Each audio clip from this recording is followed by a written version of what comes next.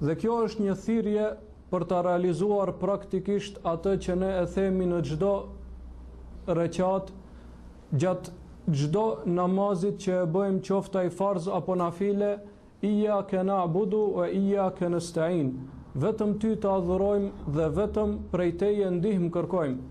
Me këtë ne i drejtohemi Allahut subhanahu wa taala duke i thënë se vetëm atë e adhurojmë dhe vetëm prej tij ndihmë kërkojmë. Siç thon dietarët, surja Fatiha e ngërthen në vete mesazhin e krejt Kur'anit famlart. Domethënë është surja hyrëse, fillimi dhe i përmbledh në fjalë të shkurtra mesazhin dhe porositë e Kur'anit, ndërsa porosinë e surës Fatiha e përmbledh në vetvete ky ajet, i cili është një ajet shumë i madh, sikur ta kuptojmë dhe ta realizojmë atë, inshallahu taala do të jemi prej atyre të cilët do të shpëtojnë në dunja dhe do të jenë prej të lumturve dhe atyre që do të shpërblehen në ahiret.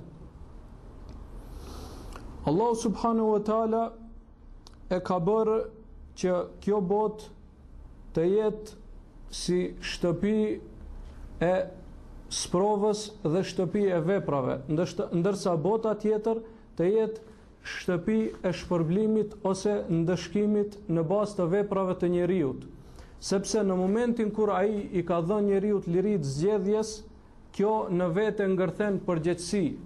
Allahu subhanahu wa taala ja ka dhënë këtë emanet njeriut në këtë tokë dhe kjo ngërthen në vetvete përgjegjësi para tij, se si e sjellur me këtë që ai ta ka dhënë ty, domethënë. Dhe njeriu në këtë botë është në tre gjendje, domethënë e gjithë jeta e tij në këtë botë përfshihet në mes tre gjendjeve.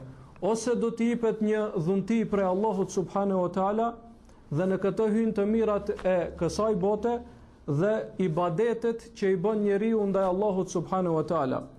Domethënë kjo është gjendja e parë, ose do t'i jepet një mirë prej Allahut, ose do të jetë në një adhurim ndaj Allahut. Dhe kjo është gjendje pozitive në të cilën ai domethënë duhet të di si të sillet me Allahun subhanahu wa taala. Gjendja e dytë është që ta godas ndonjë sprov ose ndonjë musibet. Edhe në këtë rast ai duhet di se si të sillet me Allahun subhanahu wa taala.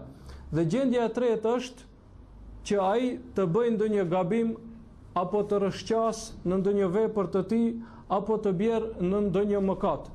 Domethënë e gjithë jeta e njeriu përfshihet në këto tre gjendje. Dhe besimtari duhet ta di se si të sillet me Allahun subhanahu wa taala në për secilën gjendje në të cilën ai gjendet. Sepse njeriu nuk është i pagabueshëm, padyshim se ndonjëherë do të gabojë. Duhet ta di si të sillet me Allahun subhanahu wa taala. Duhet ta di si të sillet në momentin kur do ta godit ndonjë fatkeqësi dhe duhet ta di se si të sillet në momentin kur është në një mirësi apo në një adhurim ndaj Allahut subhanahu wa taala.